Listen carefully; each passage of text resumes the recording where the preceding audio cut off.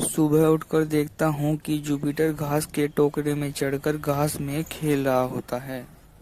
इसके बाद जुपिटर मेरे साथ भाग भाग कर खेलने लगता है। मेरे साथ खेलने के बाद जुपिटर को भूख लग जाती है। फिर मैं जुपिटर को दूध पिलाता हूँ। दूध पीने के बाद जुपिटर के शरीर में एनर्जी आ जाती है। इसलिए जुपिटर कट्टे को फाड़ने की कोशिश करने लगता है। उसके बाद मैं खेत में पशुओं के लिए घास लेने के लिए जाता हूँ। घास काटने के बाद घास को एक पल्ली पर चढ़ाकर बांधने के बाद घर ले आता हूँ।